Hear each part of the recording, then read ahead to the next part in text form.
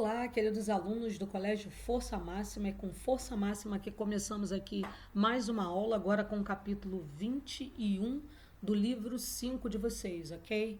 Hoje nós vamos falar a respeito de interpretação textual, da importância dessa decodificação de códigos, né? Dentro da nossa leitura, como é que a gente pode decodificar, quais são as dicas, né? Que são mais assim aprimoradas para a decodificação dessa leitura, o que nós podemos fazer para enriquecer essa interpretação textual. Eu vou precisar de vocês de algumas coisas aqui, tá? Antes nós vamos falar um pouquinho, comentar um pouquinho, refletir aquilo que nós estamos vivendo no momento, né? As nossas angústias aqui, eu sempre coloco para vocês algumas coisas bastante interessantes, a motivação pessoal de vocês, a gente sempre trabalha isso nas nossas aulas, mas não esquecendo que eu vou precisar do livro de vocês. Então, pega lá o livro, pega o caderno que nós vamos precisar.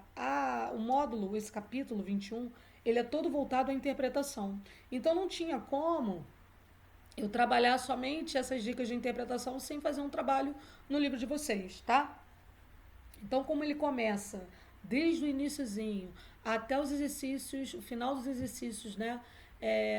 Até a complementação dos complementares, né, exercícios complementares, eu vou fazer só os primeiros 5 exercícios. Os outros vocês vão fazer por vocês, beleza? Então, nós vamos lá, vamos começar, tá? Então, eu vou trocar a tela, tá? Eu vou começar com os slides, eu vou interromper os slides e vou para outra tela com os textos. Os textos são muito grandes e aí eu vou colocar a página do livro para vocês acompanharem comigo aqui, mas é interessante que vocês tenham o livro aí para vocês acompanharem melhor, tá bom? Então vamos lá. Então, começando agora, nós temos uma frase, né, bastante interessante e que eu digo que os meus alunos têm que prestar atenção nessas nuances assim, porque elas são assim imprescindíveis. Uma delas diz que dizem que a má interpretação cria desentendimento entre as pessoas. Muito provável. Por isso, antes de comentar, tente compreender. Na verdade, muito do que, né, se produz de interpretação, às vezes fica deficiente ou errado por conta de você não ter ouvido ou não ter lido corretamente. Então, essa decodificação é que a gente tem que trabalhar. Como é que aquele assunto que foi debatido, como é que aquele texto que foi lido, ele chegou até você? De que forma? Quais são os elementos que você precisava trabalhar anteriormente, são os pressupostos, né, para que você lesse adequadamente aquele texto. Então, é interessante a gente afirmar o nosso passo nesse sentido aí. Então, o nosso caminho vai ser percorrido por aí, tá? Então, eu gostaria de ver com vocês vou dar 3 tópicos aqui bastante interessantes sobre interpretação, vocês vão prestar atenção.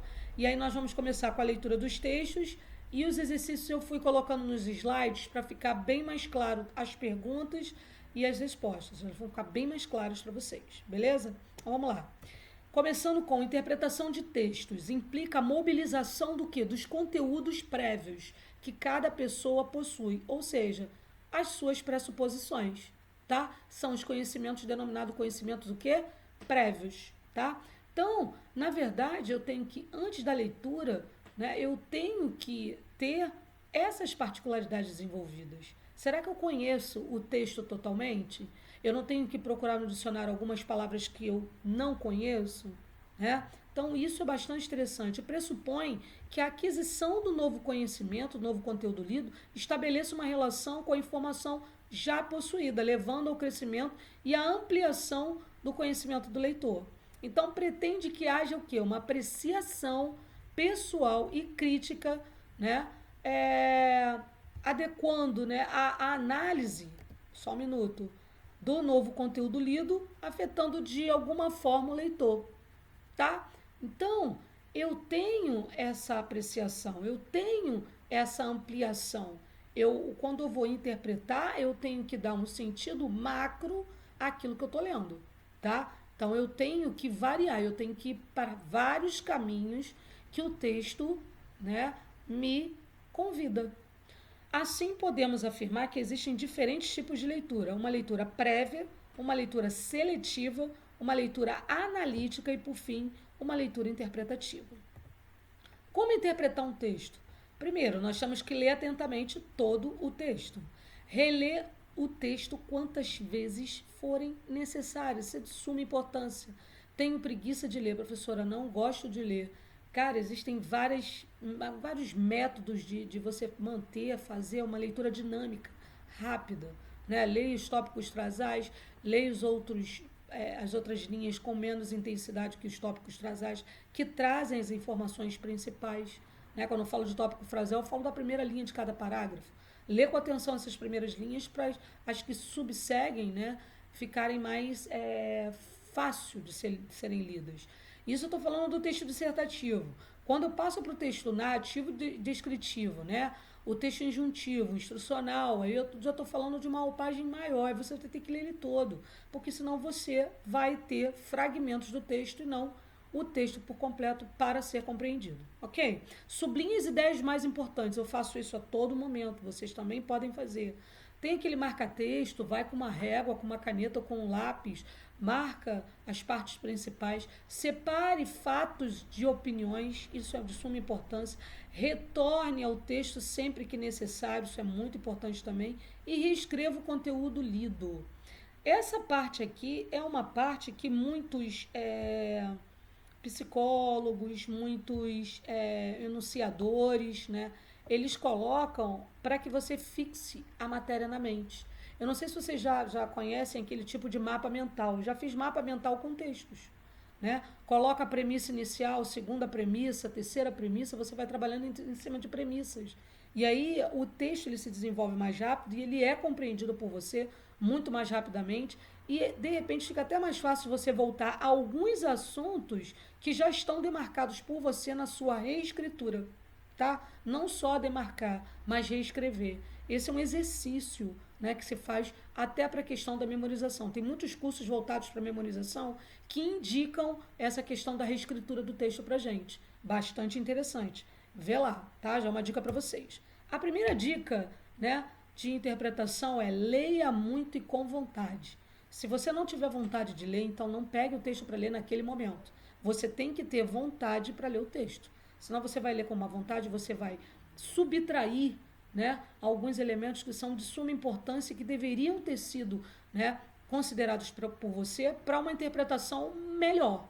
Tá? Então é de extrema importância que haja uma leitura frequente de diversos conteúdos, que haja um hábito, né, de leitura assíduo e com gosto na realização dessa leitura. Tá? Isso é de suma importância. Deixa eu pegar o apontador laser aqui. Ok? Então, isso é de suma importância, a primeira dica. A segunda, crie familiaridade com o conteúdo escrito. Tá? Tem que ter uma familiaridade, ou seja, você tem que se familiarizar. Como você se familiariza? Adequando vocábulos. Né? Tem vocábulos que eu não conheço, então vai lá no dicionário, decodifica e passa a conhecer. A análise de palavras de diversas fontes, como músicas, provérbios, ditados, propagandas, análise de informação estruturada em gráficos, tabelas, diagramas e mapas, né? Tem que saber o que é uma legenda de um mapa, como é que se lê um gráfico, quais são os indicadores de gráficos, quais são os tipos de gráficos que você pode decodificar, como você lê, o uso das técnicas que contribuam para a diversificação vocabular, como sinônimos, antônimos, né? São palavras que nos ajudam a entender melhor. O uso recorrente de dicionários e gramáticas para esclarecer, eu acabei de colocar isso aqui, qualquer dúvida, aumentar o conhecimento sobre uma palavra ou uma matéria. A realização de palavras cruzadas e atividades lúdicas, isso aqui é de suma importância para que o seu vocabulário ele enriqueça. Né? Eu digo que palavras cruzadas, atividades lúdicas são interessantes, mas muito mais do que isso, a sua leitura. Eu não gosto de ler romance, então vai ler ficção. Não gosto de ficção nem romance, então vai ler parte esportiva, né? Mas que leia alguma coisa, que você crie o hábito da leitura diária, cotidiana. Tá? Pratique a interpretação de texto. Quanto mais prática tivermos na realização de alguma coisa, mais fácil será a realização dessa mesma coisa. Com a interpretação de texto é assim também. Se a interpretação de um texto for realizada apenas em concursos e provas, será sempre um pouco mais difícil. Por quê? Porque porque você vai estar decodificando somente aquele momento. Você não recorreu a outros momentos, a outros sites, a outros livros para que você tivesse essa interação e esse enriquecimento melhor de conteúdo de vocabulário. Para isso, né, qualquer conteúdo escrito que você pratique, identifique as ideias principais, relacione as ideias às situações presentes no texto com a realidade, isso é de suma importância, se houver, né?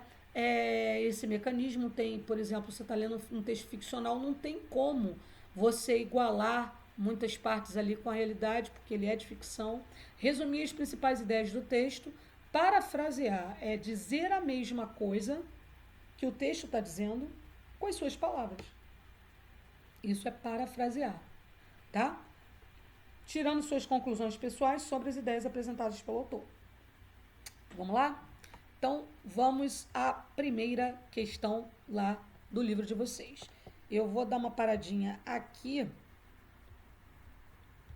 na apresentação e nós vamos rapidamente para lá para a gente ter essa noção, tá bom?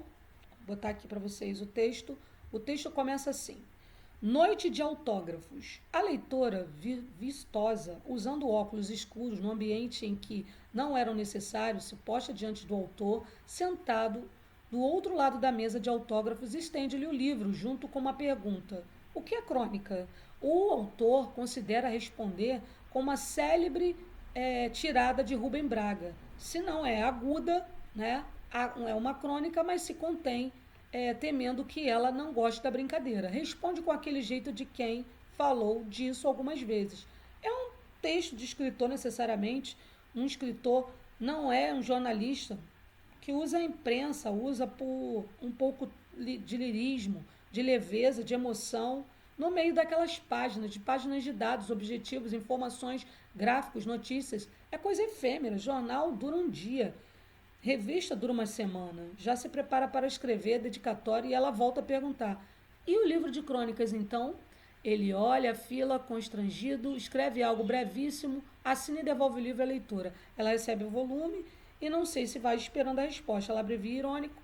É uma crônica tentando escapar da reciclagem do papel.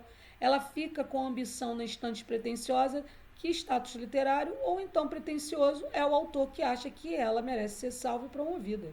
Mais respeito, a crônica é a nossa última reserva de estilo, né? De Van Ângelo aí, vocabulário efêmero, de pouca duração, né? Passageiro, transitório. E nós voltamos lá para a pergunta. A pergunta, ela diz o seguinte aí pra gente, só ampliar aqui para vocês, beleza?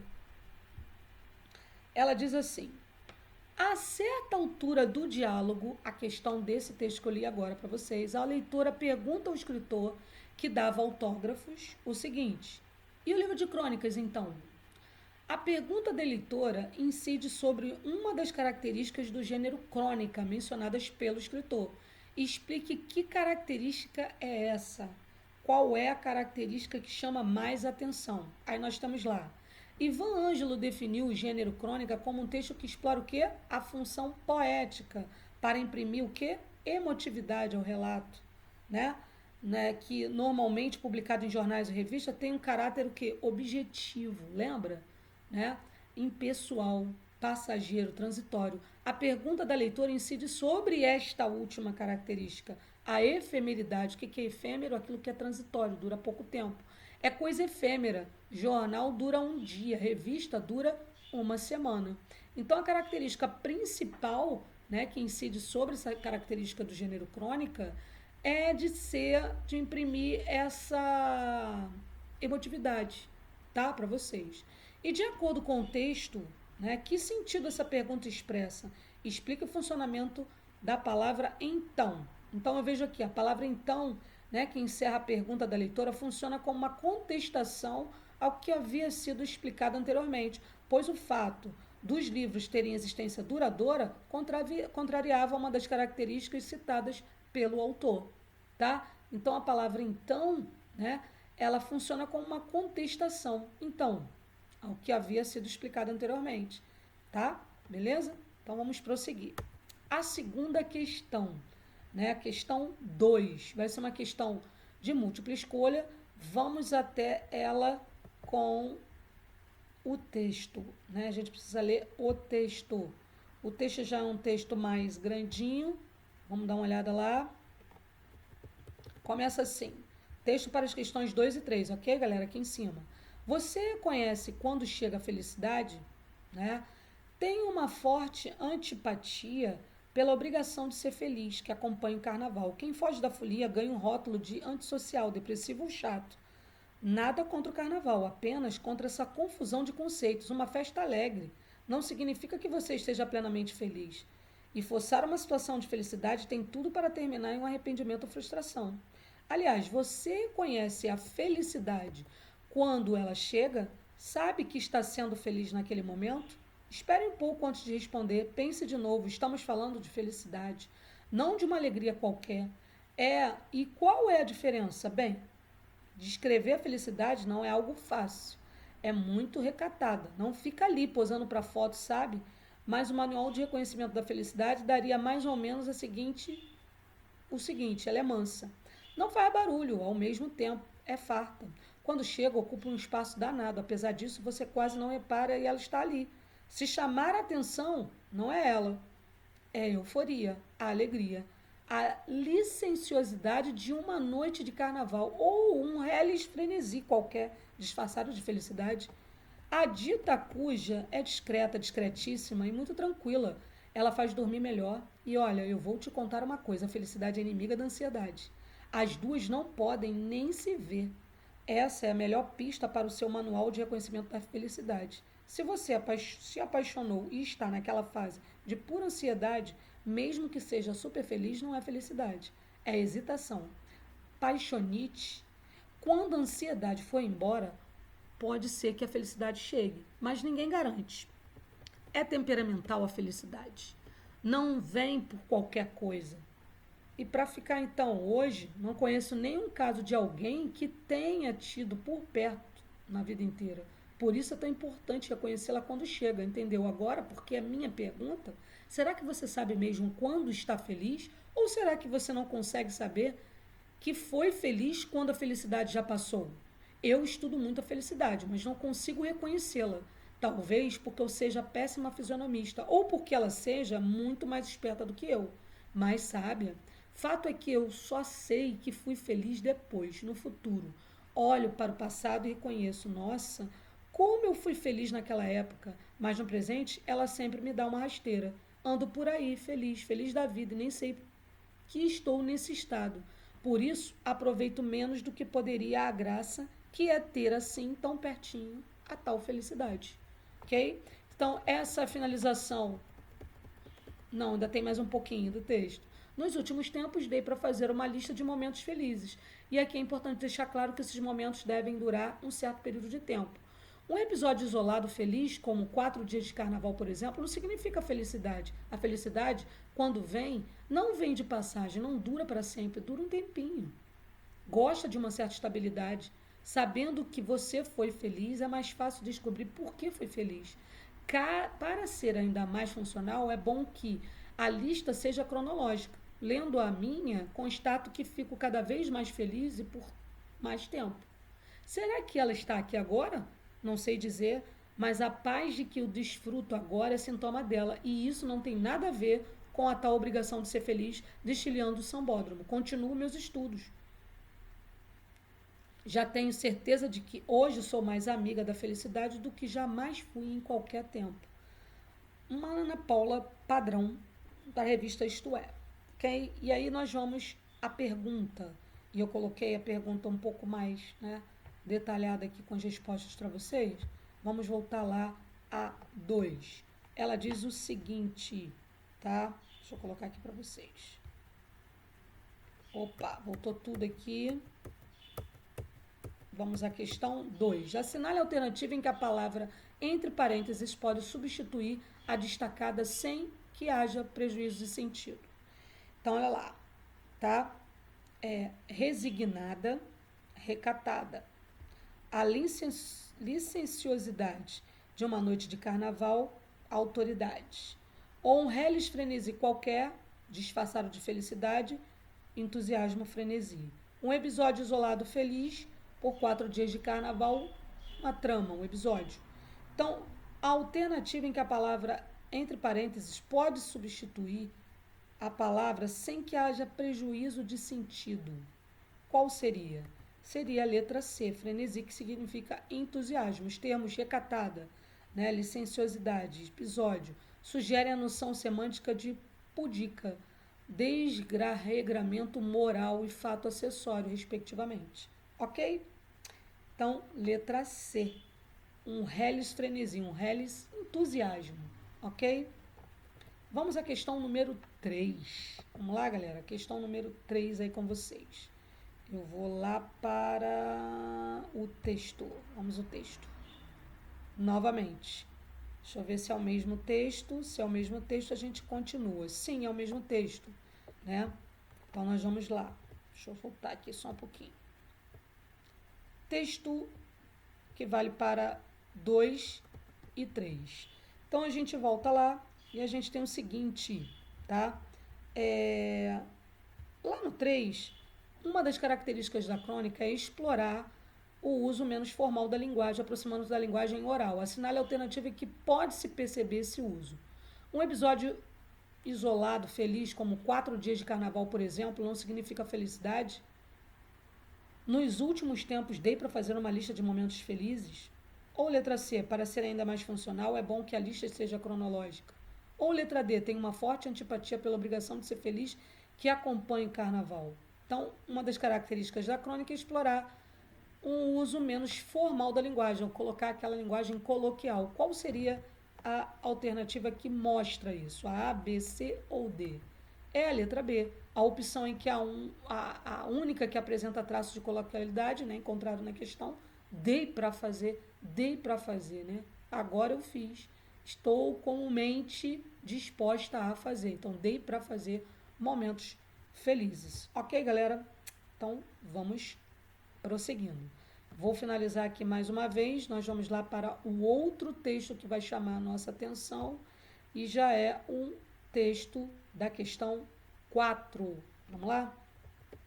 Diz assim: quando Baal aos pés ligeiros se apoderou da cobiçada esfera logo do suspeitoso, Naranjo lhe partiu ao encalço, mas já Brandãozinho, semelhante à chama, lhe cortou a avança. A tarde de olhos radiosos se fez mais clara para contemplar aquele combate. Eu vou pedir para vocês o seguinte, como esse texto 4 é um texto mais longo, né?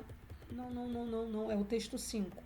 Quando chegar ao texto 5, eu peço para vocês lerem, para que a gente possa fazer a questão, porque o texto 5 é um texto bastante grande, tá, gente? Então, eu vou ler esse 4 com vocês rapidinho, tá? Vou voltar aqui à leitura.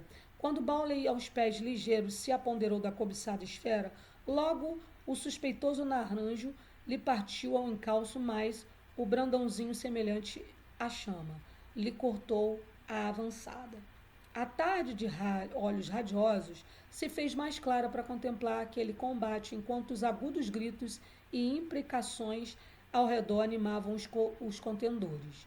A uma investida de cordéneas, o de fera catadura, o couro inquieto quase se foi depositar no arco de Castilho, que com tova face o repeliu. Eis que Djalma, de aladas plantas, rompe entre os adversários atônitos e conduz sua presa até o solerte Julinho, que o transfere ao valoroso Didi e este, por sua vez, a comunica ao beliscoso Pinga. Olha o nome desses personagens aí. Assim, gostaria eu de ouvir a descrição do jogo entre brasileiros e mexicanos e a de todos os jogos, à maneira de Romero. Mas o estilo atual é outro, o sentimento dramático se orna de termos técnicos. Carlos Drummond de Andrade, nosso grande autor, poeta e cronista, refere-se apenas aos inimigos e não aos heróis as seguintes caracterizações presentes no texto. Então, vamos ver com maior enfoque a questão 4. Ok? Estamos aqui na questão 3, deixa eu abrir a questão 4 aqui para vocês. Referem-se apenas aos inimigos e não aos heróis as seguintes caracterizações presentes no texto: de fera catadura e solerte, belicoso, suspeitoso, solerte e contorva face, suspeitoso de fera catadura ou contorva face belicoso? Então, referem-se apenas aos inimigos e não aos heróis? Quais caracterizações, quais qualidades, quais características, né, marcantes? Seria a letra C, suspeitoso e de fera catadura. As caracterizações solerte, belicoso, contorva face referem-se aos jogadores brasileiros, Julinho, Pingo e Castilho, respectivamente. Os demais, aos mexicanos, Cárdenas, de fera catadura e Naranjo, suspeitoso. Ok? Beleza? Então vamos a 5. Gostaria que vocês lessem o texto 5 e respondessem isso aqui. Sobre o conteúdo do texto, é correto afirmar que o autor critica particularmente as autoridades brasileiras por estas serem. Então, dá uma pausa aí, vai lá ler o texto, depois você despausa aqui, para a gente continuar. Vamos lá. Então, vamos voltar. Sobre o conteúdo do texto, é correto afirmar que o autor critica particularmente as autoridades brasileiras por estas serem corruptas, despreparadas, arrogantes, insensatas ou negligentes. Aí eu pedi a leitura para que você fizesse, que o texto é muito longo, e aí eu tenho a letra C.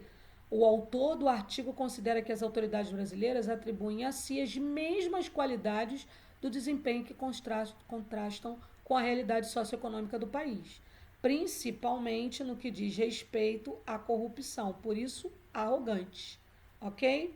Assim, a correta é a letra C, que considera essas atitudes arrogantes, né? Começa a imaginar que o rei Luís, né, 15 da França, Zé Linguiça aí, e o elo perdido entre os dois réus, e a mala preta do professor Delúbio Soares, e o tesoureiro do PT. Ok? Galera, a gente termina com um caloroso abraço, um beijo, fiquem com Deus e vamos interpretar texto, hein? Tchau, tchau.